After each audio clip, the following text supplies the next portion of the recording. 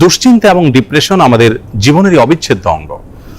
যত নবী রাসূল পৃথিবীতে এসেছেন এবং আল্লাহর যত প্রিয় বান্দাগত হয়েছেন, তাদের প্রত্যেকেরই জীবনে কম বেশি দুশ্চিন্তা এসেছে। তারা তাদের সেই কঠিন সময়গুলোতে আল্লাহ রাব্বুল আলামিনের কাছে সাহায্য প্রার্থনা এবং আশ্রয় প্রার্থনা করার মাধ্যমে নিজেদেরকে এতটাই নিরাপদে রেখেছেন, এতটাই ভালো রেখেছেন, এতটাই স্বাভাবিক রেখেছেন যে কোনো বিপদ, কোনো মুসিবত, কোনো পেরেশানি, কোনো ডিপ্রেশন তাদেরকে ভেঙে ফেলতে পারেনি। বরং বিপদেও তারা হেসেছেন এবং স্থির থেকেছেন মানসিকভাবে। আজ আমরা সেরকম কয়েকটি আমলের কথা বলবো, যে আমলগুলোর মাধ্যমে আমাদের বিপদ আপদ এবং মুসিবত আল্লাহ রাব্বুল আলামিন দূর করবেন, লাঘব করবেন এবং বিপদ আপদেও আমাদেরকে আল্লাহ রাব্বুল আলামিন মানসিকভাবে প্রশান্ত এবং স্থির রাখবেন। আর সেই আমলগুলোর মধ্যে থেকে সর্বপ্রথম এবং প্রধান যে আমলটির কথা বলবো তা হলো যিকরুল্লাহ বা আল্লাহর জিকির। আল্লাহর জিকির এর চাইতে কার্যকর কোনো ঔষধ আর নেই ডিপ্রেশন দূর করবার জন্য। কোরআনে কারীমে আল্লাহ তাআলা বলেছেন, আলা বিযিকরিল্লাহি তাতমাইন্নুল কুলুব। আল্লাহ তাআলার জিকির এর মাধ্যমে মানুষের অন্তরসমূহ প্রশান্ত হয়ে থাকে। অতএব আল্লাহ তাআলার স্মরণ অন্তরে রাখা, মুখে আল্লাহ তাআলার কথা বলা, আল্লাহর সঙ্গে একান্তে কথা বলা, এর মাধ্যমে ডিপ্রেশন দূর করা যায় সবচেয়ে সহজে। আল্লাহর জিকির বা যিকরুল্লাহর একটা বিশেষ পদ্ধতি হলো কোরআনে কারীমের তিলাওয়াত। কোরআনে কারীমের তিলাওয়াত যদি আপনি করেন অর্থ সহকারে বুঝে, দেখবেন মানসিকভাবে আল্লাহ রাব্বুল আলামিন অলৌকিকভাবে, বিস্ময়করভাবে আপনার মধ্যে প্রশান্তি সৃষ্টি করে দিবেন। যিকরুল্লাহ বা আল্লাহর জিকিরের আরেকটি বিশেষ পদ্ধতি হলো সকাল এবং সন্ধ্যায় প্রিয় নবী সাল্লাল্লাহু আলাইহি সাল্লাম অনেকগুলো জিকির এবং দোয়া আল্লাহর কাছে নিবেদন করতেন।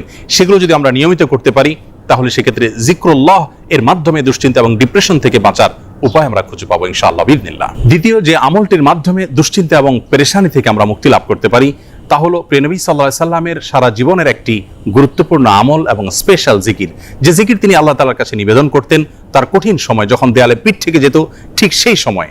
আর সেই জিকিরটি হলো লা ইলাহা ইল্লাল্লাহুল আযীমুল হালিম, লা ইলাহা ইল্লাল্লাহু রাব্বুল আরশিল আযীম, লা ইলাহা ইল্লাল্লাহু রাব্বুস সামাওয়াতি ওয়া রাব্বুল আরদ ওয়া রাব্বুল আরশিল কারীম।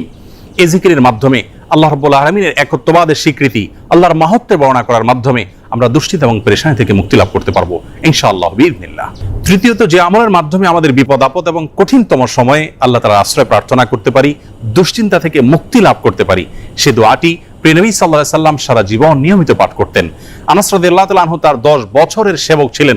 তিনি বলেছেন, আমি নবী আলাইহিস সালামকে দেখেছি এই দোয়া সবসময় তিনি পাঠ করতেন এবং আল্লাহ তাআলার কাছে দুশ্চিন্তা এবং পেরেশানিতে আশ্রয় প্রার্থনা করতেন।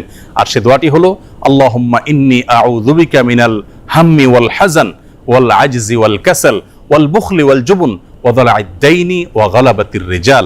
দোয়াটির অর্থ হলো আল্লাহুম্মা ইন্নী আউযু বিকা মিনাল হাম্মি ওয়াল হাযান, আল্লাহ আপনার কাছে আমি আশ্রয় প্রার্থনা করি, মুক্তি চাই পেরেশানি, দুশ্চিন্তা এবং ডিপ্রেশন থেকে, এবং ওয়াল আজজি ওয়াল কাসাল, অক্ষমতা এবং অলসতা থেকে এবং কৃপণতা থেকে, ভীরুতা থেকে আপনার কাছে আমি আশ্রয় প্রার্থনা করি, ঋণের যে চাপ প্রেশার আছে সেটি থেকে, এবং মানুষ আমার উপরে যেন চড়াও না হয় সে বিষয়ে আপনার আশ্রয় প্রার্থনা করি।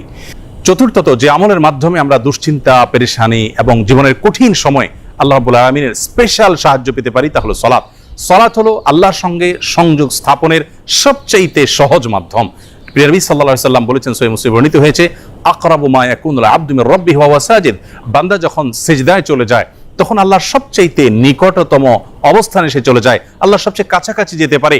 এজন্য প্রিয় নবী সাল্লাল্লাহু আলাইহি সাল্লামের সারা জীবনের অভ্যাস ছিল, সূরা আবু দাউদে বর্ণিত হয়েছে, কানা ইযা হাযাবাহু আমরুন ফাযাআ ইলা সালাহ। প্রিয় নবী সাল্লাল্লাহু আলাইহি সাল্লামের জীবনে যখনই কোনো সমস্যা দেখা দিত তিনি সালাত আরম্ভ করতেন। এজন্য দুশ্চিন্তা থেকে মুক্তির জন্য সালাত এটি অতুলনীয় আমল, এর সঙ্গে অন্য কোনোটির কোনো তুলনা চলে না। আমরা যখনই কোনো বিপদ দেখা দিবে, কোনো পেরেশানিতে আমরা ভেঙে পড়ার উপক্রম হব, তখনই সাথে সাথে ওযু করে আমরা যদি নিষিদ্ধ সময় না হয় 2 রাকাত সালাতে দাঁড়িয়ে যাব, দীর্ঘ কেরাতে, দীর্ঘ রুকুতে, দীর্ঘ সেজদায় ধীর স্থিরতার সাথে 2 রাকাত সালাত আদায় করে আল্লাহর কাছে হাত তুলে আমরা চোখের পানি ফেলে দিব। সালাতের মধ্যে দুশ্চিন্তা এবং বিপদ থেকে মুক্তি লাভের জন্য যে সালাতটি সবচেয়ে বেশি কার্যকর এবং আমার জীবনে বারবার আমি পরীক্ষা করে দেখেছি যে এর মাধ্যমে আল্লাহ রাব্বুল আলামিন অলৌকিকভাবে, বিস্ময়করভাবে দুশ্চিন্তা থেকে মুক্তি দান করে থাকেন, তা হলো তাহাজ্জুদের সালাত। ভোর রাতে যখন আপনি সবাই ঘুমিয়ে থাকবে তখন উঠে 2 রাকাত সালাতে দাঁড়িয়ে যাবেন ওযু করে এবং দীর্ঘ সময় নিয়ে ধীরস্থিরতার সাথে কায়মন বাক্যে আল্লাহ তাআলার কাছে সালাত নিবেদন করবেন। সালাতের পরে যখন দুহাত তুলে আপনি প্রার্থনা করবেন, ঝরঝর করে চোখের পানি আপনার চলে আসবে, আল্লাহর সঙ্গে একান্তে কথা বলবেন, আপনি নির্ভর ফিল করবেন, দুশ্চিন্তা থেকে মুক্তি লাভ করবেন ইনশাআল্লাহ বিইذনিল্লাহ। অতএব দুশ্চিন্তা থেকে মুক্তি লাভের জন্য এই সালাতের আমলটিকে সবচেয়ে বেশি গুরুত্বের সাথে আমাদের করার চেষ্টা করতে হবে। 5 নম্বর যে আমলটির মাধ্যমে আমরা বিপদ আপদ এবং কঠিন সময় আল্লাহ তাআলা আশ্রয় প্রার্থনা করতে পারি তা হলো ইস্তেগফার।